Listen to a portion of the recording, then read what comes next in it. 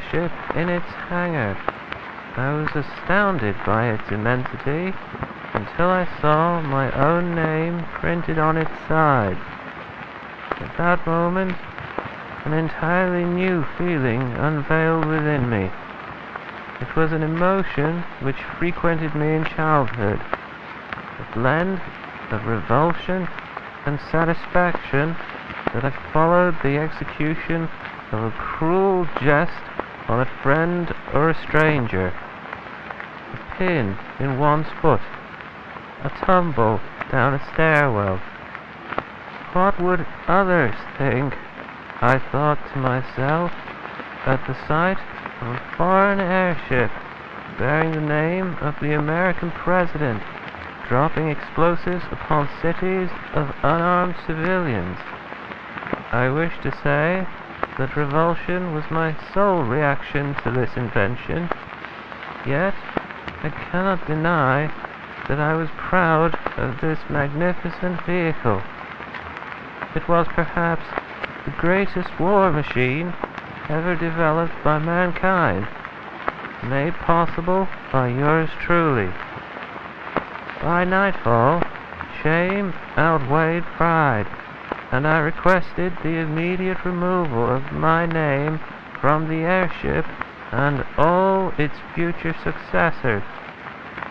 Although the Germans complied, they continued to refer to their airships as Rockefellers.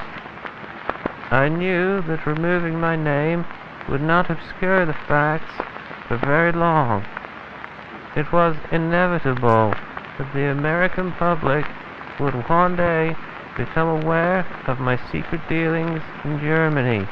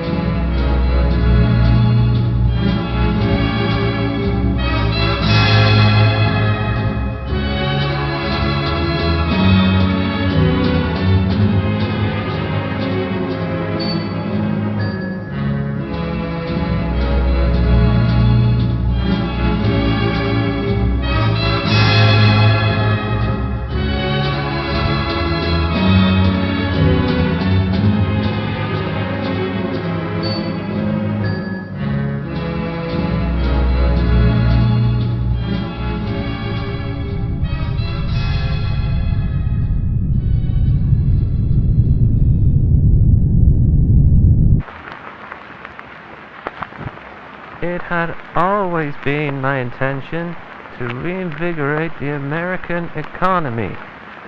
Once I had been debriefed of the situation in the Grand Canyon, the overpopulation of crowns, I realized that I was also hearing the beginnings of a solution to the impending economic collapse.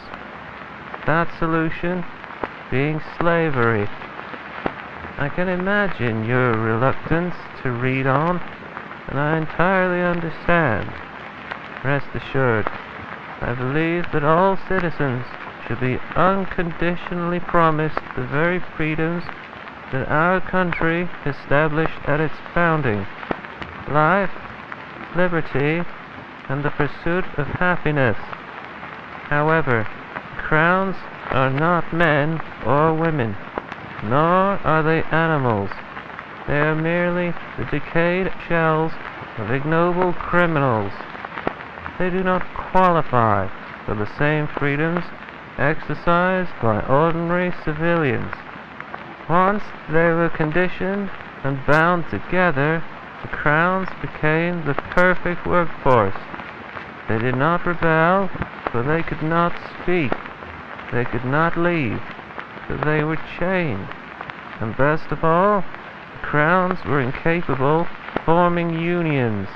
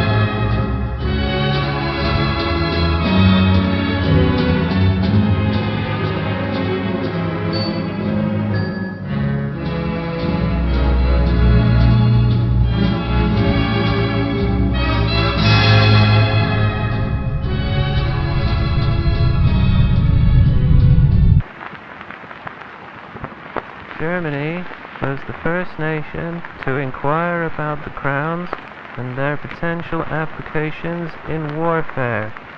I never mentioned the vast quantities of geyser glass we owned, since I knew that it could provide them with many more crowns at low cost. Instead, after signing several agreements and receiving a tremendous German sum, I provided them with over 100 crowns, along with my best advisors and the brightest engineers. Our time with the Germans gave rise to the greatest military vehicles in history, the Rockefellers. Germany's growing demand for men and crowns to construct more Rockefellers revitalized the American economy. Very few nations offered to hire as many of our men and women, and none would have paid as graciously as Germans did. It was, by all accounts, the greatest and most sustainable partnership of recent times. I could not have foreseen the destruction those airships would eventually inflict to the very nation that provided them. I thought that their creation would unite Germany and America. I could not have predicted that by 1918, Rockefeller bombing raids would have killed thousands of American and European soldiers. My terms were over before I could take action against the Germans. It was the administration after my own which was tasked with the seemingly impossible mission of destroying the Rockefellers while preserving the reputation of the former president. Although they knew of my dealings in Germany and had every opportunity to expose me, they chose not to, for in their eyes no good could come of it. However, I knew it was only a matter of time before I would become the laughingstock of my country. As the war drew to a close, I often found myself in a daze, envisioning my assassination on the streets of New York, or, more likely, on the steps of my very own center. However, it would be years before my visions would acquire any plausibility. President Hughes did a fine job of eliminating every Rockefeller while concealing my involvement.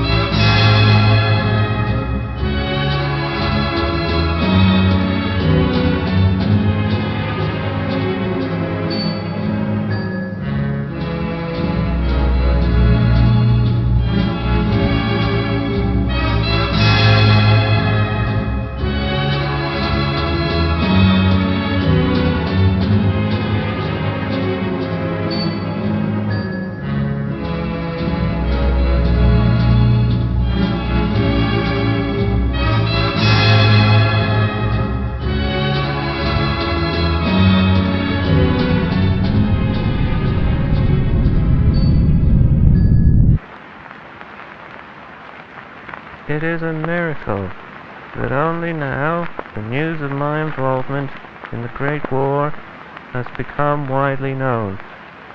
Thankfully, information on the crowns has continued to stay hidden from the public spotlight. I would much rather have the public believe that Germans were the only persons inside when the airships were shot down and crashed in flames. With the tragedy at the center, and now the airship scandal, known by many as the Rockefellerrevelation, I believe that my failures have finally caught up to me. There are men outside the center who had once been my supporters. Now they want me executed. The policemen have kept the crowds at bay, though I believe that my assassination is, like the revelation, inevitable. To be elected the president of a country is the greatest honor a people can bestow. But at the moment, I do wish to be the famous oil tycoon that young Virginia Arnoldson believed I was. Forgive me.